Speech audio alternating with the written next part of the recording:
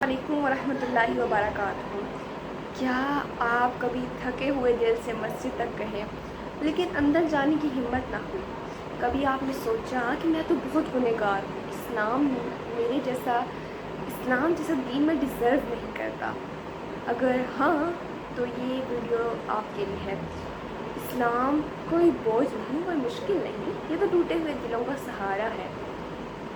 وَمَا جَعَلَ عَلَيْكُمْ فِي الدِّينِ مِنْ حَرَجٍ، اور اللہ نے تمہارے دین میں تم پر کوئی تنگی نہیں رکھی۔ تو ہم نے یہ سختی کہاں سے نکال لی؟ کہاں لکھا ہے کہ دین مشکل ہے؟ ہم نے یہ سختی خود کیوں بنا لی؟ اصل بات تو یہ ہے کہ ہمیں بتایا ہی نہیں گیا کہ اسلام کتنا مہربان ہے۔ ہمارے امام ہمیں بتا رہے ہوتے ہیں ڈرو اللہ کے غضب سے، صرف ڈرا رہے ہوتے ہیں، جبکہ نبی کریم صلی اللہ علیہ وسلم کا طریقہ کار یہ تھا کہ جب وہ کسی کو کچھ سکھاتے تو اللہ کی مہربانی سکھاتے۔ ہمیں سکھایا جاتا ہے نماز نہیں پڑھو گے اللہ تعالیٰ تمہیں آگ میں ڈال دیں گے، فلاں کام نہیں کرو گے اللہ تعالیٰ تمہیں سزا دیں گے، بڑوں سے بدتمیزی کرو گے اللہ تعالیٰ تمہیں سزا دیں گے۔ ہر چیز پر ڈرایا جاتا ہے، یہ نہیں بتایا جاتا کہ اللہ تعالیٰ کتنا مہربان ہے، اس سے معافی مانگو وہ معاف کر دے گا۔ تم اگر اس طرح نماز پڑھو گے تو تمہاری اس رب العالمین سے ملاقات ہوگی، اس سے گفتگو ہوگی اور تم اس کا فضل پاؤ گے۔ تم روزے رکھو گے، ہر برا کام چھوڑ دو گے تو تم اس کی مہربانی پالو گے۔ ہمیں اگر کسی کو بلانا ہے اسلام کی طرف، ہمیں نبی کریم صلی اللہ علیہ وسلم کا طریقہ کار اپنانا ہوگا، اماموں کی طرح نہیں کہ ڈرو اللہ کے غضب سے، تم جہنم میں پھینک دیے جاؤ گے، یہ نہیں کرتے تو یہ ہوتا ہے، اس چیز کا یہ عذاب بتایا گیا ہے۔ بتائیے عذاب، لیکن ہر وقت اس طرح نہیں کرنا چاہیے۔ اللہ کی محبت کے بارے میں بتانا چاہیے۔ ہمارے معاشرے نے تو اسلام کو بوجھ بنا دیا ہے، ہر گناہ پر تنقید، تانا۔ اگر کوئی گنہگار مسجد آ جائے اس کو ایسی نگاہوں سے دیکھا جاتا ہے کہ وہ انسیکیور ہو جاتا ہے اور وہ سوچتا ہے کہ میں نے کیا غلط کر دیا ہے جو میں مسجد میں نہیں آ سکتا، حالانکہ وہ تو اللہ کا گھر ہے، اس میں تو کوئی بھی آ سکتا ہے، اللہ سے معافی مانگ سکتا ہے۔ حضرت عبداللہ بن عباس رضی اللہ عنہ سے روایت ہے کہ رسول اللہ صلی اللہ علیہ وآلہ وسلم نے فرمایا، جب اللہ تعالیٰ نے فرعون کو غرق کرنے کا ارادہ فرمایا تو وہ فرعون سے کہنے لگا میں ایمان لاتا ہوں، میں ایمان لاتا ہوں اس ذات پر جس پر بنی اسرائیل ایمان لائے۔ تو جبریل علیہ السلام نے کہا اے محمد صلی اللہ علیہ وآلہ وسلم، کاش آپ مجھے اس وقت دیکھتے جب میں سمندر کے کیچڑ لے کر اس کے منہ میں ڈال رہا تھا، اس ڈر سے کہ کہیں اللہ کی رحمت اسے پا نہ لے۔ تو پھر ہم کون ہوتے ہیں دین کو یہ سمجھنے والے کہ اللہ تو ہمیں کبھی معاف نہیں کرے گا، میں تو بہت گنہگار ہوں، میں یہ دین ڈیزرو ہی نہیں کرتی، میں تو اتنی گنہگار ہوں، میری تو کوئی واپسی کی راہ نہیں ہے۔ ایک حدیث کا مفہوم کچھ ایسا ہے، جب کوئی انسان صحرا میں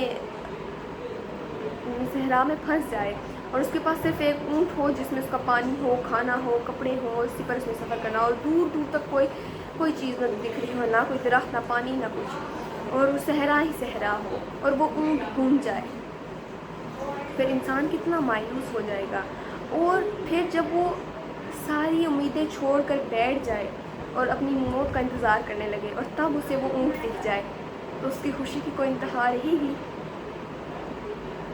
اللہ تعالیٰ نبی صلی اللہ علیہ وسلم نے فرمایا کہ اللہ تعالیٰ بھی اسی طرح خوش ہوتا ہے جب اس کا بندہ اس سے معافی مانگتا ہے۔ اللہ تعالیٰ بڑا مہربان ہے، الرحمن الرحیم، نہایت رحم کرنے والا اور بڑا مہربان ہے۔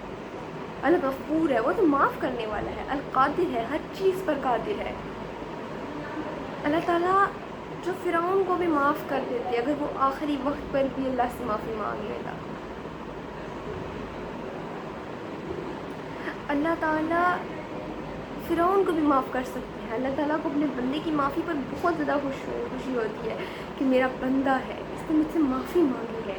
اگر آپ ایک قدم بڑھاتے ہیں اللہ کی طرف، اللہ تعالیٰ 10 قدم چل کر آتے ہیں، آپ 10 قدم چلتے ہیں تو اللہ تعالیٰ آپ کی طرف بھاگ کر آتے ہیں۔ نماز 5 وقت فرض ہے، مگر یہ اللہ سے گفتگو ہے، ہمارے رب کے ساتھ باتیں ہیں، اس عظیم ذات سے کہ اے رب تو سب سے بڑا ہے، ہم نے تمام تعریفیں تیرے لیے کی ہیں۔ روزہ फ़र्ज़ है, मगर ये तो नफ्स को पाक करता है। ये तो सिखाता है कि अगर आप इस्लाम पे चलेंगे और अपने नफ्स को मुकम्मल तरीके से मार देंगे तो आपकी ज़िंदगी इस तरह कुछ खुशहाल होगी, आपकी ज़िंदगी में कुछ इस तरह बरकत होगी। ज़कात फ़र्ज़ है, मगर इससे माशरे में दौलत की गर्दिश रहती है, कंजूसी कम होती है, फजूल खर्ची कम होती है, गरीबों की मदद होती है, माशरा संवर जाता है।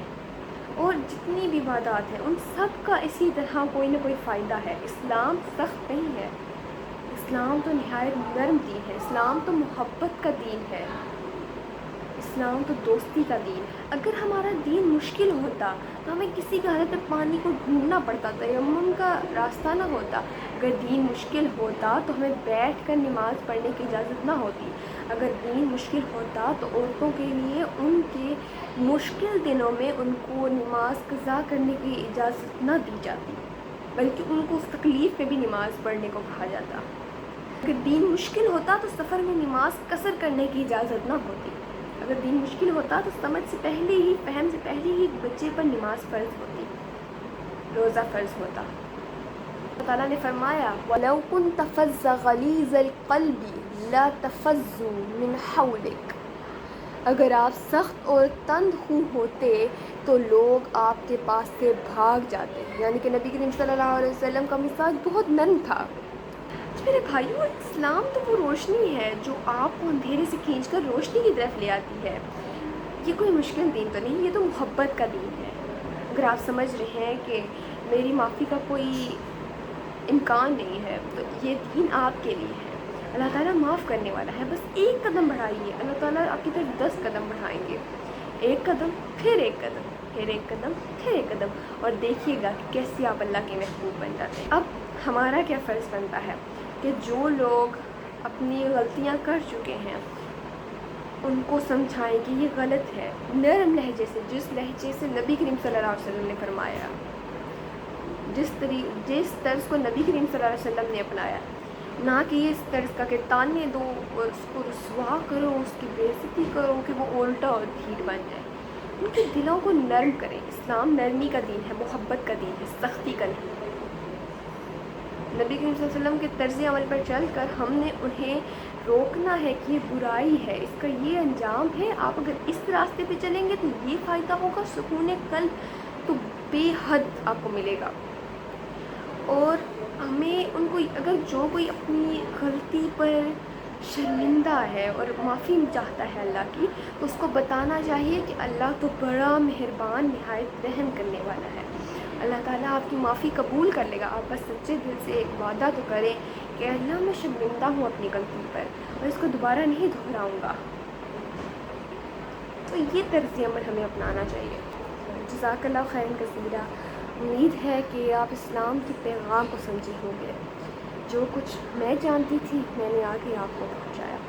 जितना अल्लाह ताला आपको सुनाना चाहते थे अल्लाह ताला ने आपको सुनाया। अब आपके पास जो इल्म है आप पर फ़र्ज़ है कि आप दूसरे को भी बताएं और ख़ुद पे भी अप्लाई करें।